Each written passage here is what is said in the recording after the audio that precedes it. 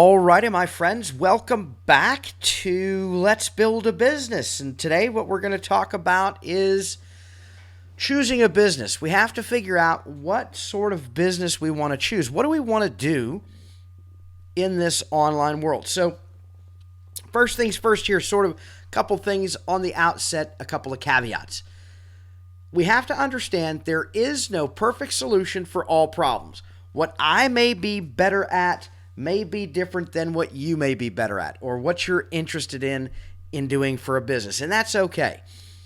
What I want you to really do is take a minute, sit down, think about it, figure out what you love or what you like or what you're really interested in and you really want to learn, and I want you to do that. Make that your business. I can't tell you that business X is the way to go forward, right? I can't necessarily say that because the fact of the matter is business is hard, business takes time and effort, and business takes some skill. And if you don't have that skill, we got to learn that skill, right? And if you can't love it, I want you to do something that you know, right? Something that you can start today or, start laying the foundation today and get into it easily. And then we can transition later. The big key thing is starting. Another thing I want you to think about is your why. Why are you doing this? Why are you going to invest the time, the effort, the money? Because there is nothing in life that is free, my friends. Why are you going to invest these things? The frustration, the agony, those sorts of things. It's not all a bed of roses, right? I need you to figure out your why. Why do you want to start this business? What goal or goals are you trying to achieve? Because if you don't know your why, you're not going to be successful. You're going to come up to something that's hard, something you don't know, something you don't understand, and you're going to quit.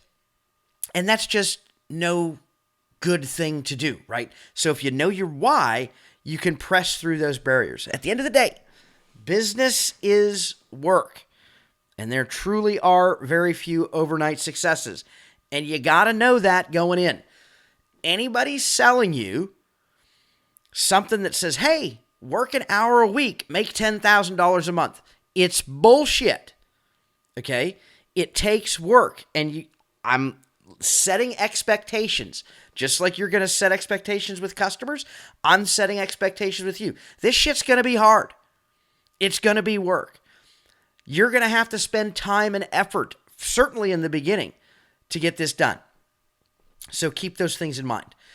Now, I don't want to beat that dead horse, but before we start talking about specific types of businesses, insofar as exact businesses, let's think about kind of the three different major types of businesses. We have merchandising businesses, manufacturing businesses, and we have service businesses. And let's talk about what those are. So a merchandising business is basically where you go out, purchase large quantity of product, and typically you're going to buy those at reduced prices or wholesale prices, and then you're going to go and you're going to sell them individually at retail prices. You're not going to be changing typically their initial form, right? So you buy low, sell high, that kind of thing.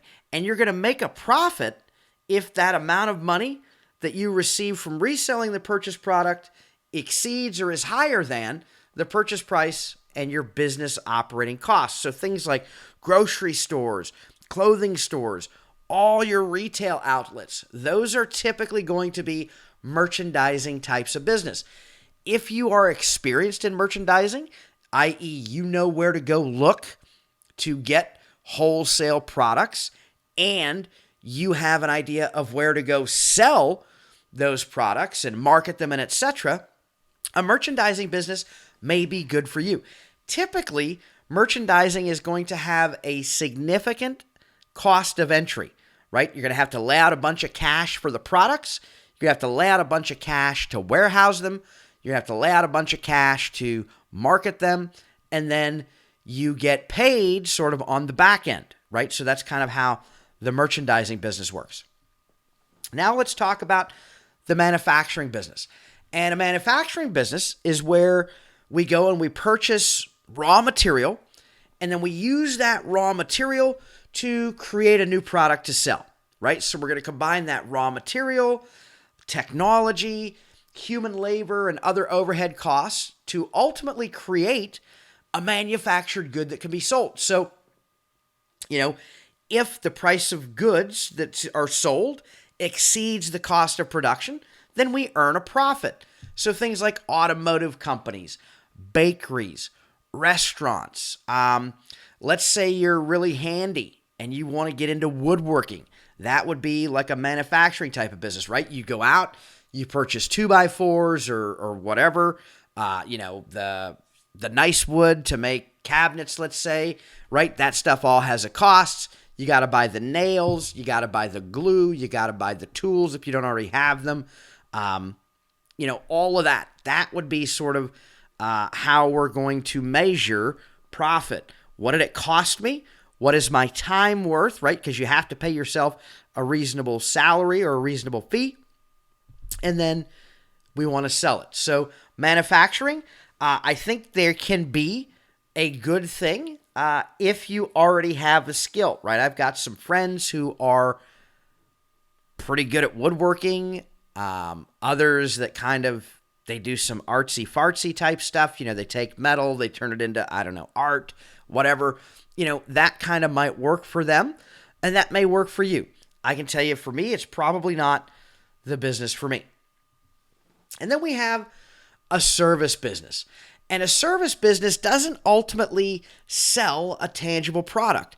What a service business sells is professional expertise in all sorts of matters, right?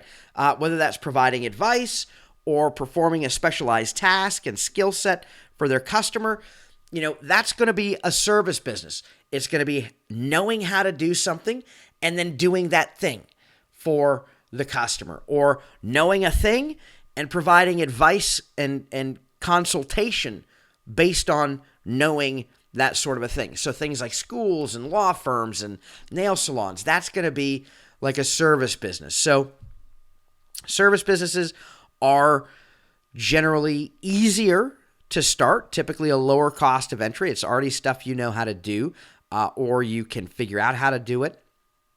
We don't have to pay upfront for the cost of the goods that we're going to sell. And oftentimes you can make a really good profit in the service business arena, right? When we take into consideration, it took me 10 years to learn how to do, government contracts, right? It took me 10 years to learn that, but I've already spent that and I've already been paid. Now I just know this stuff. And so when you find a customer who needs help, maybe getting a government contract, that can be something that you could charge for. So our cost on that is pretty low, which means the profit margin is typically going to be pretty high. So those are our three types of business: manufacturing, merchandising, and service businesses. So what I'm going to focus on is service businesses generally. So the first idea that you could do to do an online service business is to be a virtual assistant. And what a virtual assistant is it's kind of just like it sounds.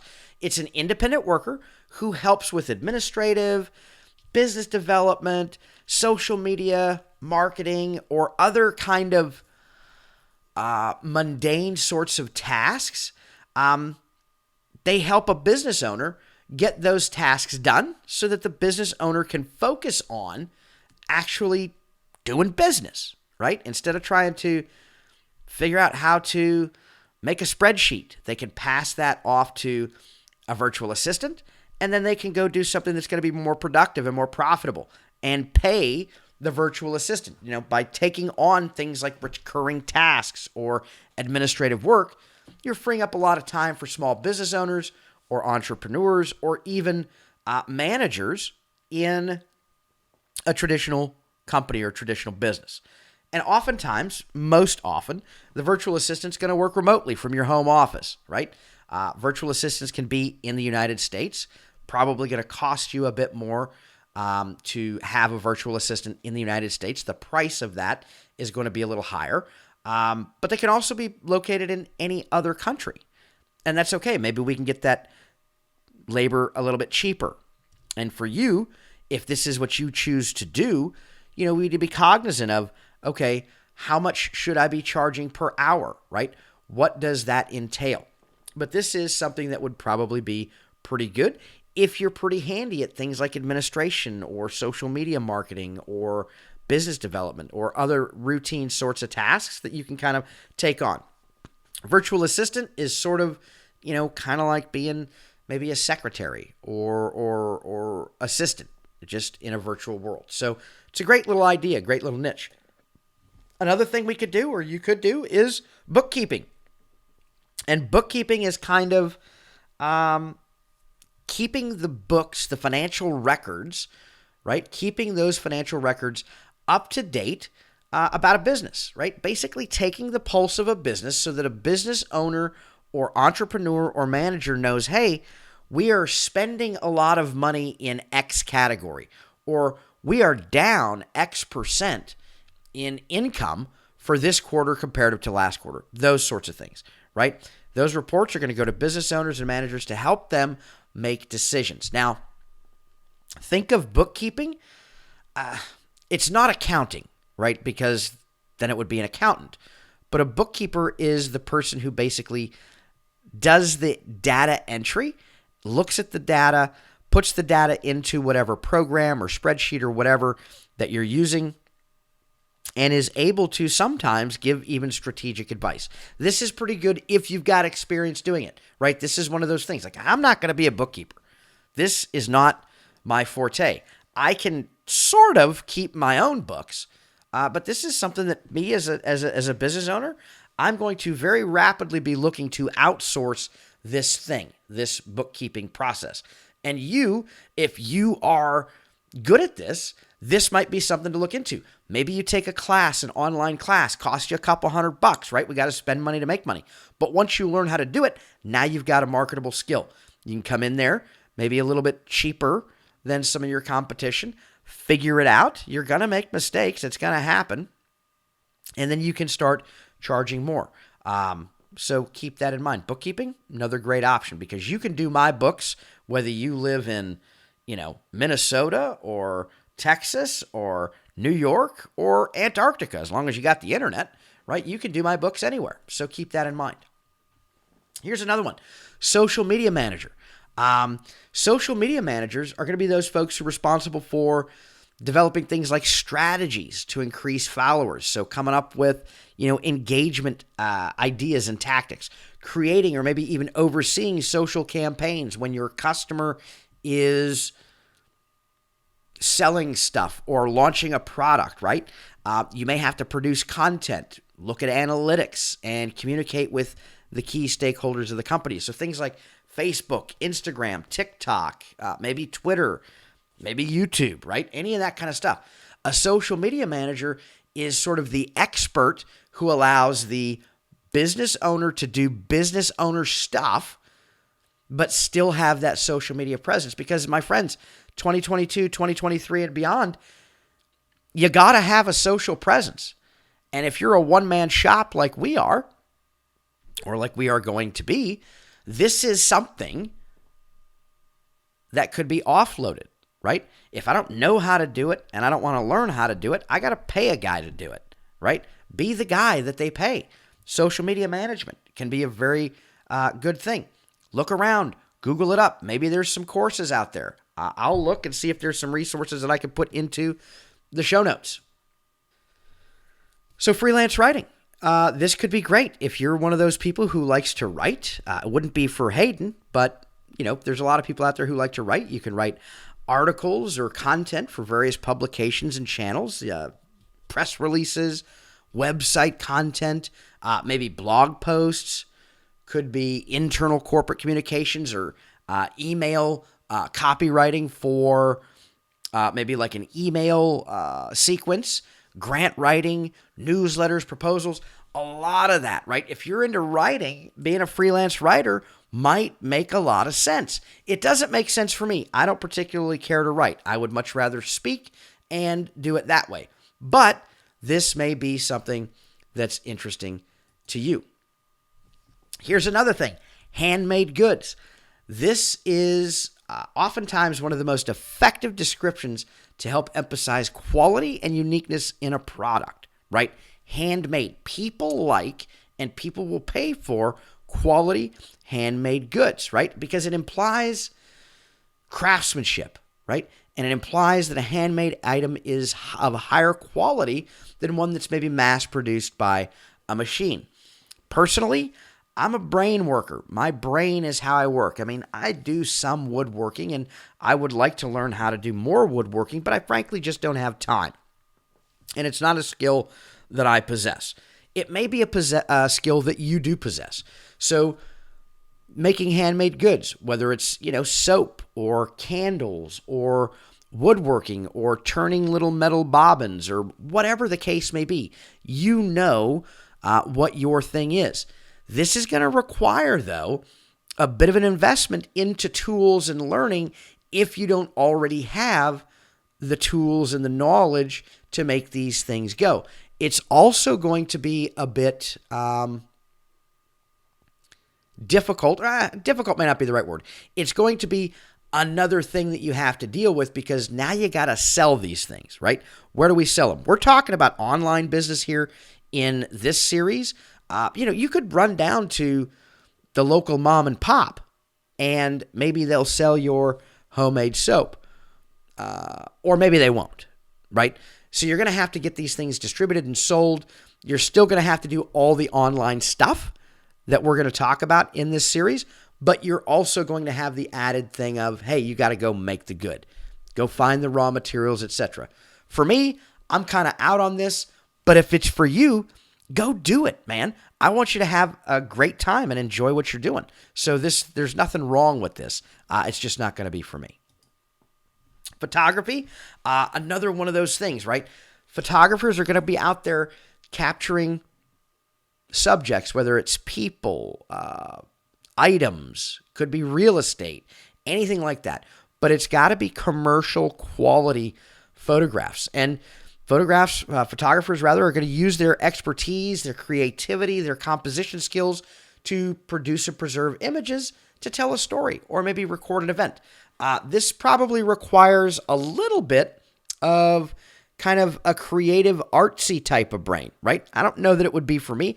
I enjoy photography with my iPhone and stuff like that, but that's probably not commercial quality, right? You're going to have some special or expensive equipment in, a good camera. It doesn't have to be the newest, mirrorless camera or whatever. But you're going to have a decent camera. You're probably going to have some lighting, and you're going to have some practice to figure out things like composition and framing and etc. I see something cool. I take a picture with it on my iPhone. It looks pretty cool to me. I'm probably not going to be able to sell it. But if you are in the photography thing, hey, this is almost like another handmade sort of product, right? And you have a diverse group of people that you can sell to, whether it's weddings, bar mitzvahs and birthday parties, like all of these things.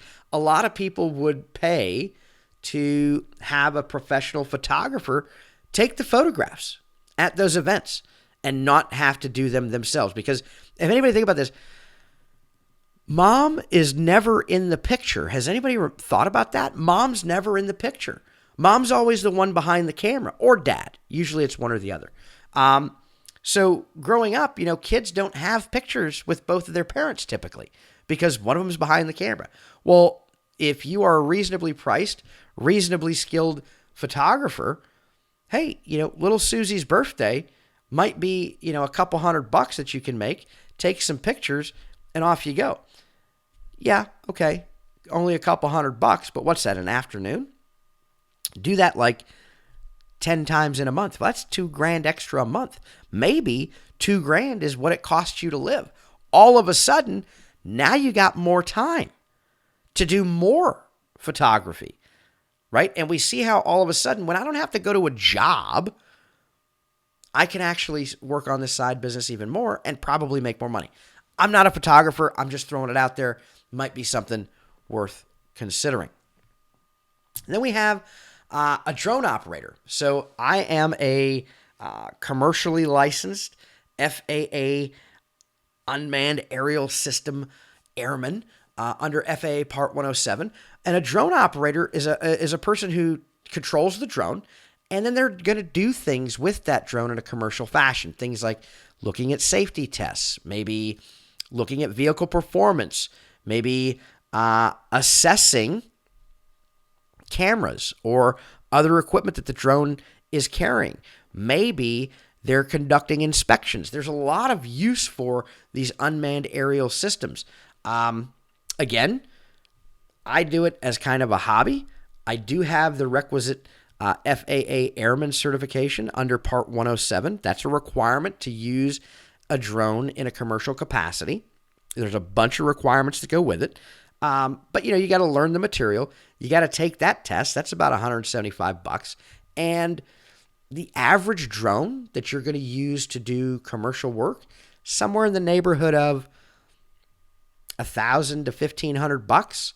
And from there, buddy, the sky is the limit. I mean, I've seen fixed wing commercial drone aircraft that are in the tens of thousands of dollars. So, again, depends on where you are and what you want to do. But this is something that could really work, right? If this is your passion, this might work. Just know you got to go and do those extra things. And you just, again, it's kind of like a handmade good or like a photography sort of good. Go out, provide the service, give the customer the end product, and market yourself. Graphic design. A graphic designer, they create visual concepts. They typically are going to be using computer software, or maybe they do things by hand and then put them in the computer, or maybe they do like truly hand-drawn things on the computer. Really kind of neat. Kind of takes that artsy thing to do it. But they're creating these visual things to communicate ideas, to inspire, inform, and captivate consumers. And they're developing the layout and production design for applications, things like advertisements, brochures, magazines, websites, reports, all of these other things. If you're a graphic designer, this is probably right up your alley. In fact, thumbnail editing is probably a great little niche to dive into. Thumbnail editing can be used for, YouTubers have to, put nice thumbnails on. I mean, I don't, but I just kind of wing it. Don't take my advice there. You can use graphic design to create little infographic posts on social media. I could see where there's a huge, huge niche for that. Here's another one. Flipping, right? You can refurbish and resell. Buy low, sell high. This is kind of like merchandising, but it's merchandising on the second hand, right? You go to a garage sale, buy an item for $1, resell it on eBay for $10. That's a hell of a profit. Like, there's nobody I know that's going to say that's a bad idea. It just, what's it take? It takes time, it takes upfront money, and the effort that you have to put into it is, more so. Listen, when somebody buys the product, you got to get the thing out into the mail, right? You can't wait a week because it's just going to piss off your customer. That kind of thing. Where are we going to get refurbished products? Well, they can be unused customer returns potentially. Maybe they're essentially new. Or maybe we've got defective products that we can find at a cheap price. Buy them, fix them up, and resell them after repairing the defects, right? To ensure proper function. Maybe we find that old desk that somebody is selling and giving away almost for free. You buy it for like $10. Use some elbow grease, clean it up, restain it, maybe paint it, whatever. And next thing you know, you sell that thing for $100. Again, hell of a good profit. Just takes a little bit different time, a little bit more money on the upfront maybe, and it's just one of those things you got to do. But if this is your thing, if you enjoy that, maybe you like Pokemon cards or something like that, and you're really smart about Pokemon cards. Well, turns out you can go to any given Saturday, you can go to a yard sale or garage sale or rummage sale or whatever your region of the world calls it, buy those used, probably cheap, and then flip them if they're in good condition and etc., on eBay or the various, hell, maybe there's a Pokemon forum. I don't know. But if that's your thing, you know where you can do that, right? All you got to do is start, right? If that's your thing, just go out and do it. Maybe you want to be a content creator. Maybe you want to be somebody who creates entertaining or educational material through a multiple mediums or channels. Maybe you want to do digital content like YouTube or social media or whatever. Maybe you want to create a book. Maybe you want to write a book. Maybe you want to do any of those things. If you're a creative type of person, be a content creator. There's certainly nothing wrong with that. Just know it is not it's never been easy. Let's make sure we're all tracking. I've been around since before YouTube was, insofar as, watching this space. Even the early guys, nobody just blew up because they just blew up, right? You got to have really good production quality. It's going to suck in the beginning, just like these do, I'm sure. You have to be consistent. You have to be creative. You have to figure out what your audience wants. And, the audience is always changing. So, again, nothing wrong with it. If you're a creative person, I think this would be awesome for you to go do. Not really for me. I'm a content creator insofar as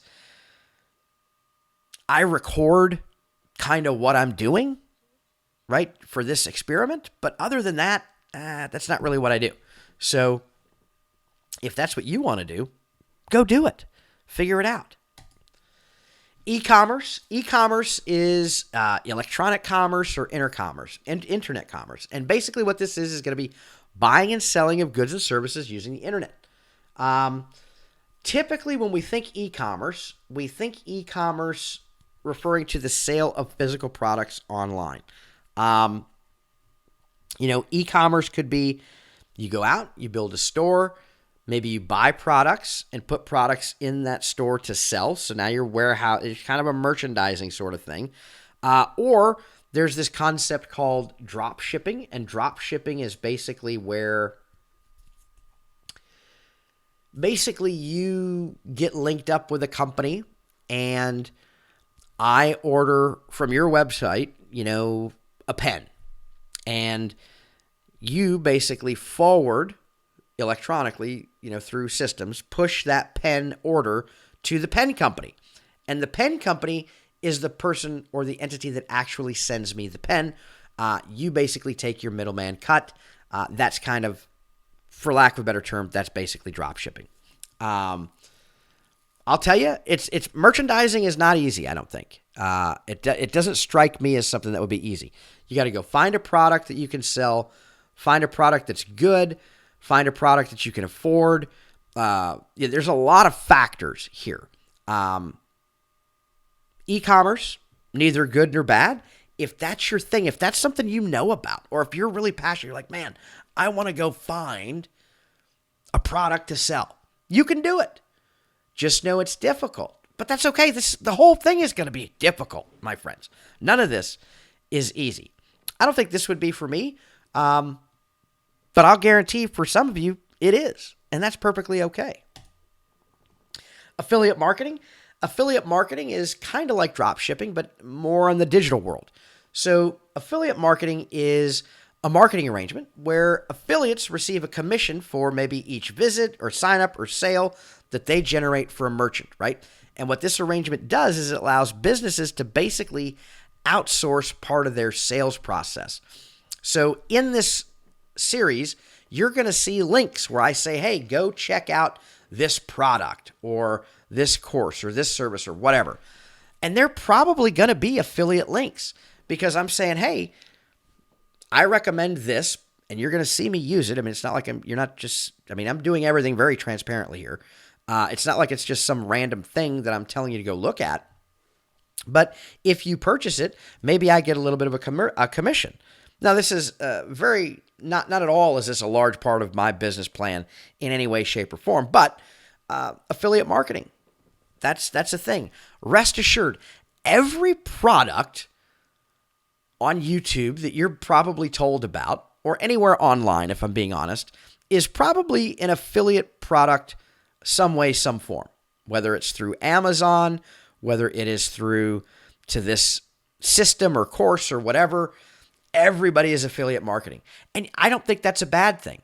It is transparent to you as the user, and it makes the creator or the advertiser a little bit of money. What I don't care for in the affiliate marketing world is sort of the scammy stuff, right? I'm going to tell you what products I'm using. I'm going to give you the affiliate link for those products. I don't go out and look for stuff that says, oh, gee, I can sell this to people and get a cut. I'm not a salesman. That's not my job. My job is to do X. Affiliate marketing is just basically being an internet salesman. So there's good, ethical, classy ways to do it, and then there's scammy, shitty ways to do it. And if you want to do it, I don't think it's bad. I do it. I'm going to do it. But just know that, right? Here's the thing. To really make money in affiliate marketing, you got to have a hell of a list. You got to have a lot of reach, right? Because how does this work? Let's say we're starting with no list. I'm starting with no list. So we're going to see how this whole thing works out. But without a list, with no subscribers, no customers, no leads, right? Just cold. It's really hard. If you have a really big list, though, you can guess or judge kind of how you've created that list and things like that. You have an idea of how that list is going to perform. So let's say we have a list of 10,000 people. So I send out an email to my 10,000 subscribers, and I say, hey, this product is really cool. I think you should check it out, right? If you like it, buy it. If you don't, great. Of that 10,000 emails that I get sent out, 1,000 of them will get opened, let's say. So of that 1,000 that are open, so I'm already down 90%, right? Of that 1,000 that get opened, 100 will actually click on the thing that you're telling them to click on. Hey, look at this product, this widget. Look at widget Y. So now out of 1,000 opens, I've got 100 that actually looked at the product, right? So now you're down another 90%. And of that 100 that opened it, maybe 1, 2, 3, 4 might buy, maybe, if it's what they need right now. If it's something that they can afford, if it's something that makes sense to them, right? There's a lot of factors in why people buy. So affiliate marketing, good is, hey, you as a person who recommends stuff can make a commission. Difficult, if you want to do this at scale as your business, you got to grow your list. And the way you grow your list is through content generation. And it just becomes, all of this kind of becomes a self-licking ice cream cone at some degree. So affiliate marketing, that is one of the things that I'm going to do. We'll see how it works out. Web development. Web developers are going to create and maintain websites, right? They're going to be responsible for the site's technical aspects, such as how it's performing, what's the visitor capacity. They're going to look at things like website speed and how much traffic the site can handle, all of that. And even they may create content for the site. Now, this is something that I have some experience with. I'm pretty comfortable with it. And so this is something that I'm going to do in my business. I assure you, it's not overly difficult, web development. But it's one of those things that if you don't know how to do it, if you're not technical in nature, just as a technical person, you may get really frustrated and you may not enjoy it. If this is something you know and this is something you want to learn, this might be right up your alley. Again, for me, this is going to be something that I try to do in my business. But again, kind of goes back to the whole do what you know, at least in the beginning. You can always learn more, and you're always going to learn as a business owner. But this may be something that's up your alley. I'm going to do it. I can tell you that it's my opinion that in the modern era, if you're going to be in business, you got to have a website. And so every business needs a website. Heck, a lot of people need a website. So I think that there's opportunity here in the web development space.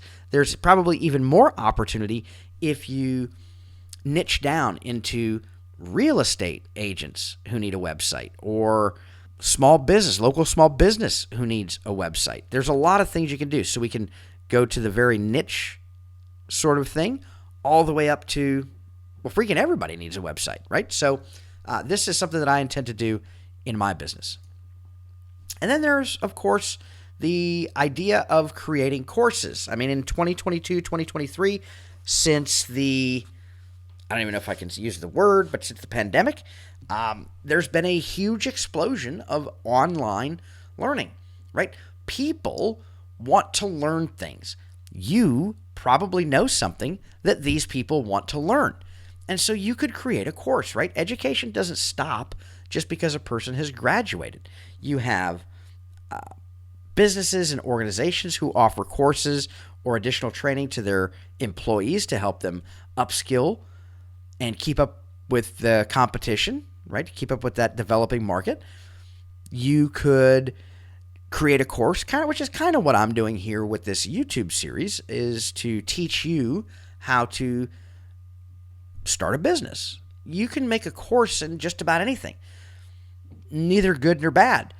Again, selling a course, you got to try and drive traffic to it, and it's a lot easier if you have a big list, which we'll see how it goes. I don't have a list, but you can certainly create a course. There's nothing wrong with that. You're going to create the instructional program, design them in a way that it's accessible to students, and then deliver that content. So this is something that probably anybody can do, right? The tough nut to crack is, how do we get it sold, right? It's going to take time on the front end to develop the course content. It's going to take time on the front end to record the course content. There may be some cost involved there. Depends on your production value.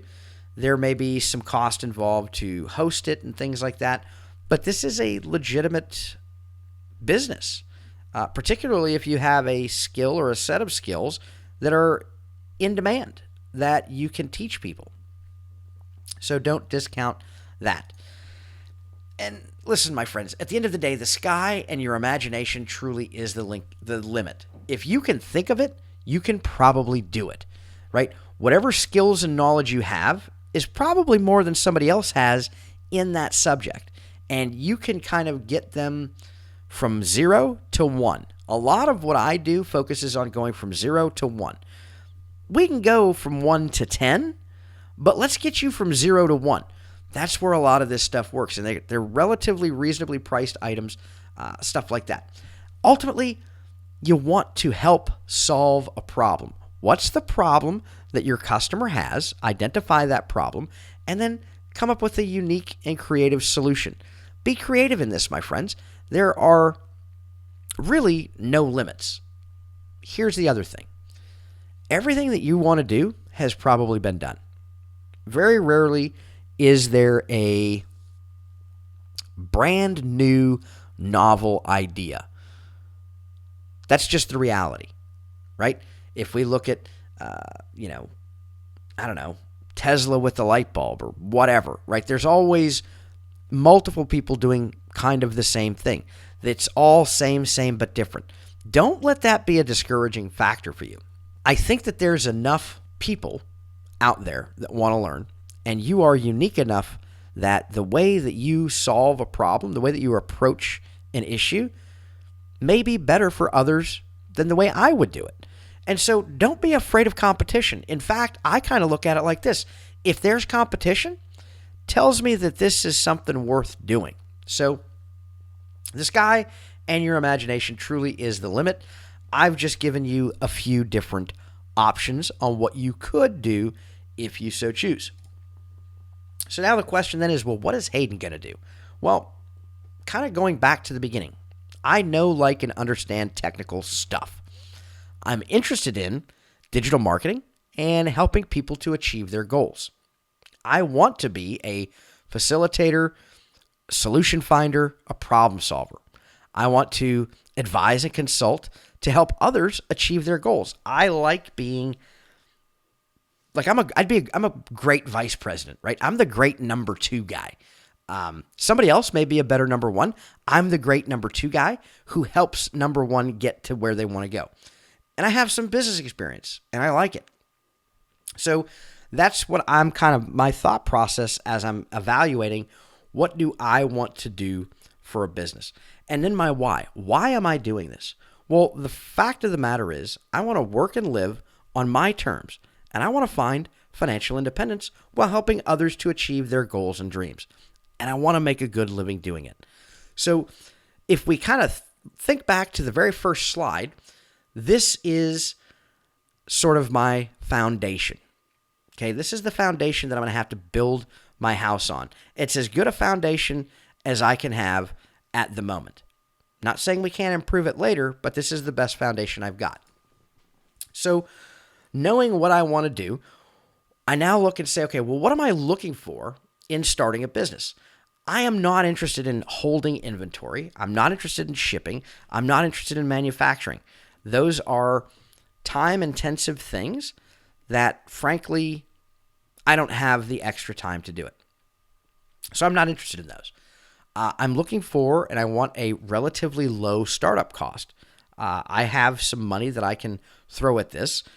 Everybody's different, but the amount of disposable income or the amount of disposable free cash that you have to throw at this, it might cause you to make some decisions. So I'm looking for relatively low startup costs. Notice I didn't say 0 startup costs. That's just not realistic, folks. Okay? So I want relatively low startup costs, and I want to have a relatively high value or high ticket item with a lower cost to fulfill, which means I've got a lower cost and higher profit. And if possible, I want to get into a recurring revenue model. And I want it to be something that I know, something I can learn quickly, or something I can contract out. Okay?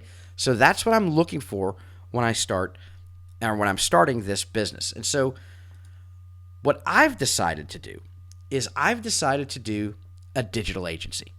And a digital agency has services that include a variety of digital marketing, design, development, and maybe even some software engineering services. And by outsourcing to experts, right, that allows a team of professionals to take care of their digital presence.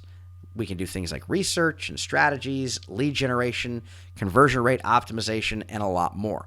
So I'm going to be looking at things like web development, affiliate marketing, setting up the E side of e-commerce, content creation in the arena of this YouTube channel, consulting. I really enjoy consulting, and courses. And I'm kind of doing courses and content creation together on this particular channel. So that's what I'm going to do. I'm going to offer an array of services that allows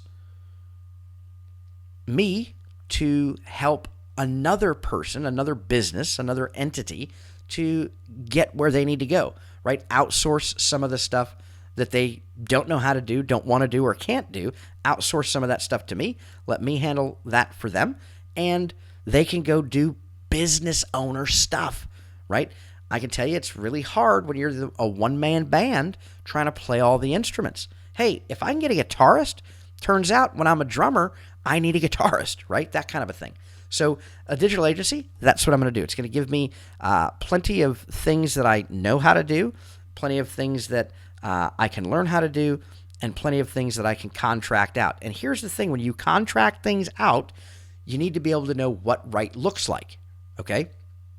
So I want to be able to, let's say I don't have time to build your website, but I've been contracted to build your website. Well, I'm going to find somebody who can build that website in accordance with your specifications, but I can at least take care of things that maybe they didn't on the front end. I can change it, whatever, those sorts of things.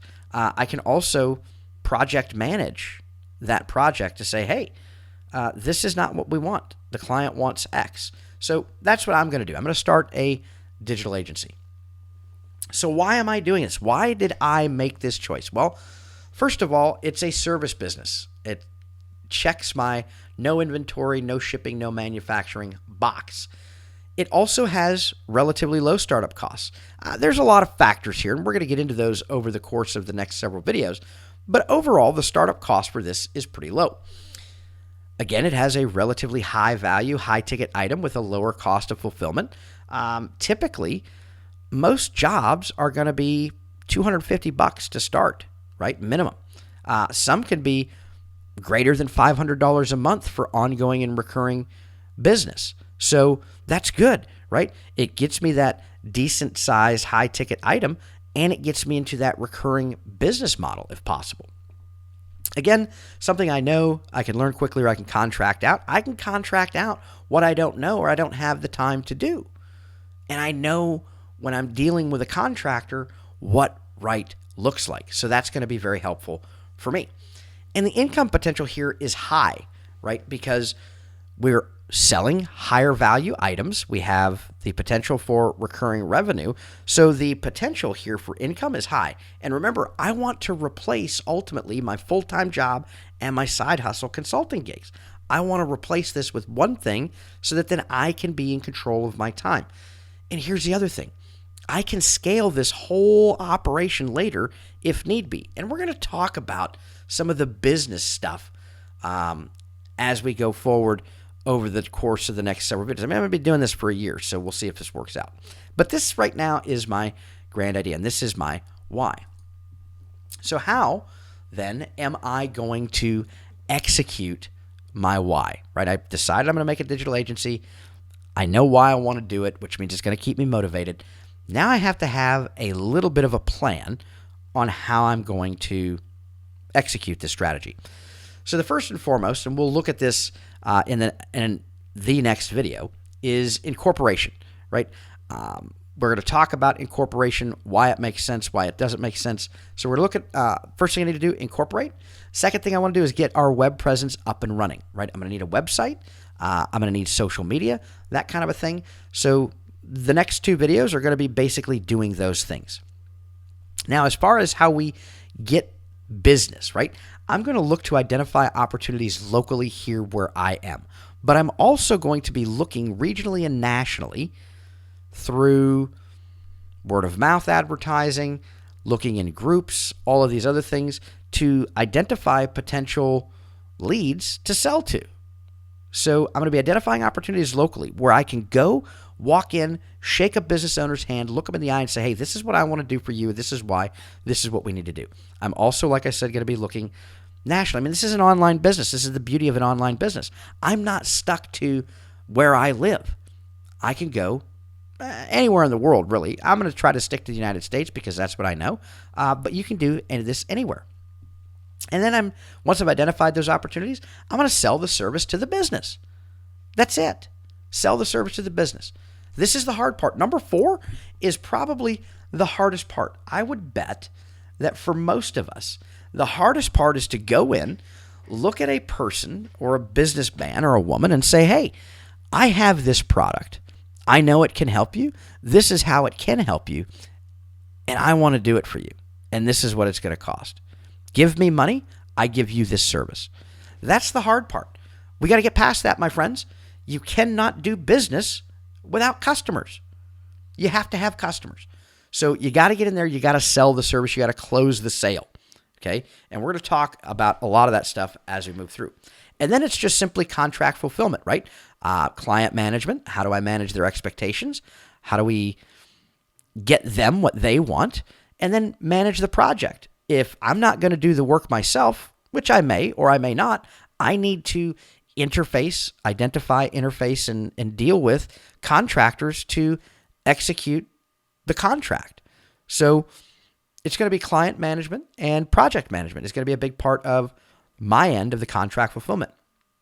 And then, just like any other business, I want to keep my customers happy. Because if we keep the customer happy, we can sell them more, and then hopefully we can turn them into recurring revenue if possible, right? So think about this.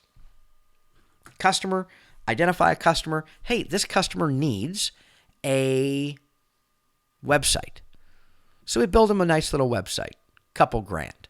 Okay, good. We got them a website. They're like, oh, this is awesome, Hayden. I'm online, right? We get their Google business stuff going. We get their social stuff going, right? Hey, this is where we need to be. Right now we're moving. You're going to start to see increases in sales. That's good.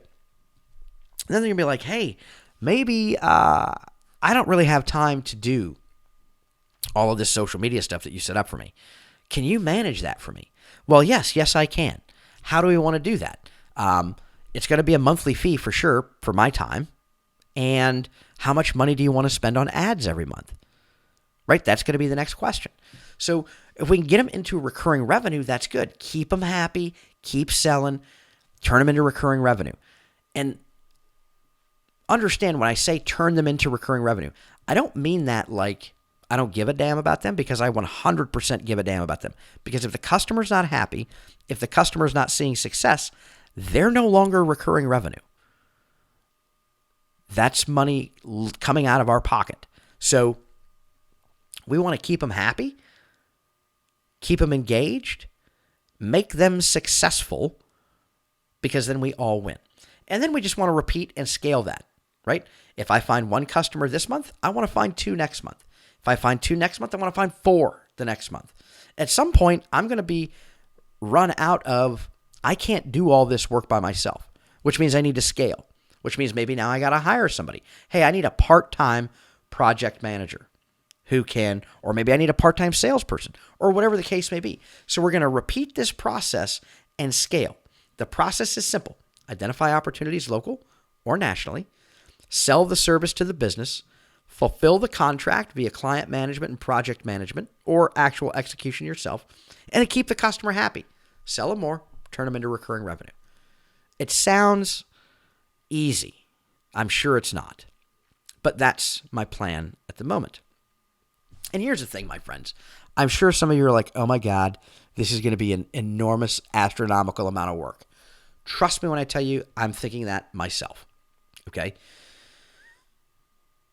But you do things. How do you eat an elephant? One bite at a freaking time. I can't worry about contract fulfillment today. It doesn't matter. You know why? Because I haven't done step 1. I haven't incorporated shit, right? Before I do that, or before I do anything, I'm going to do my incorporation. And I'm going to show you guys how to do that. Step 2, get my web presence up and running. Now, here's the thing. The other thing is perfect is the enemy of good enough. So when I say get a web presence up and running, I want to get a website. Yeah, I want to try and get it ranked on Google. I want to get my socials up. But I don't need to have them perfect day 1, right? Everything can be an iteration upon itself. So don't worry, my friends. We're going to go through, we're going to work and develop these systems together, right? So whatever it is you want to do, I think that this series is going to be helpful. Whether you do exactly what I do or you do your own thing, you're still going to want to incorporate, or at least we're going to have that discussion. You're going to want to get your web presence up and running. And then you got to identify those opportunities, sell your services, and fulfill the contract. And above all, keep the customer happy. Repeat and scale. So this is going to work whether you're going to be a virtual assistant, whether you're going to be a content creator, whether you're going to be another digital agency, which, hey, if you're going to be a digital agency, hey, jump on the bus, man. Let's go. Let's see what happens. So that's my plan at the moment. I'm sure this is going to be like all other plans. None of them survive first contact with the enemy. In this case, the enemy being, just life and business. But this is the plan at the moment. We're going to refine this plan as we move through. So who am I thinking are my possible customers? Well, real estate agents. Huge real estate boom over the last couple of years. We're starting to see the trend go backwards a little bit. But real estate agents are in the business of networking. They need a good web presence. So I'm going to focus on them. Local business. I think local business is so important. I live in a I live in a metropolis sort of area, but I live outside of it. And I live in a relatively small place. And so I try to patronize local business where I can. I'm going to do what I can to help them. Maybe there's other service businesses. Maybe you wants to build a digital agency, or you want to become a content creator, or you want to do X, Y, and Z, and you don't know how to do something, hey, call your boy Hayden. I'll help you out. We'll get you a website going. We'll get your social set up. We'll get your email going, whatever the case may be, right? What about law firms? Law firms are another great sort of entity. Lawyers, hey, shiesty as they may be, they still need to get their information out there. They need to get customers coming in the door, right? Law firms, another great one. E-commerce businesses. Listen, I'm interested in the E part, the electronic part of the commerce business, but I'm happy to work with them to set up systems, whatever. And at the end of the day, everyone needs marketing, right? Now, most gurus will tell you, hey, the riches are in the niches. And generally, I would agree with that. If you can find one-legged, bearded female business owners to be your target market, good for you. God bless you. Niche can be really good if you know or if you have one, right? I'm not anti-niche by any means. Personally, I look and I say, hey, I want to sell everybody, right? Whether it's a Fortune 500 or it's mom and pop down the street, I want to sell them all. So, take that with a grain of salt. We're going to find out if my theory is better than the gurus or not. I think everybody needs marketing. And so that's the approach I'm going to take. Niche, the riches are in the niches, they say. So don't be afraid to niche down if you need to. If you are, if you want to niche, baseball coaches starting a side business, hey, fine, right? You know where to go find baseball coaches. You know what they talk about, whatever. Go do that. I don't necessarily have that insight, so I'm going shotgun. And what services am I going to provide? Well, I'm going to provide web design and SEO, search engine optimization, because I know that. Social media marketing, I know it to a degree, but I know I can contract it out. Virtual assistants, I'm not doing that. I can contract that out. Content writing and marketing, I'm going to contract that out. Video creation, editing, and marketing, there are some things I can do. Probably going to contract a lot of that out. And graphic design, things like logos and these other stuff. Yeah, I can do that, or I can contract it out. So we've got a list of services here that are going to be useful for our audience. Who's our audience? Who are my customers? Other businesses, right? This is kind of B2B. Now, listen, if Tom Jones comes to me and he wants TomJones.com, a family website, I'm happy to do that. You're going to pay just like you're a business, but I'm happy to do that. Hey, everybody's money's green. So that's kind of the way I look at it. But these are the services that I'm going to either provide myself or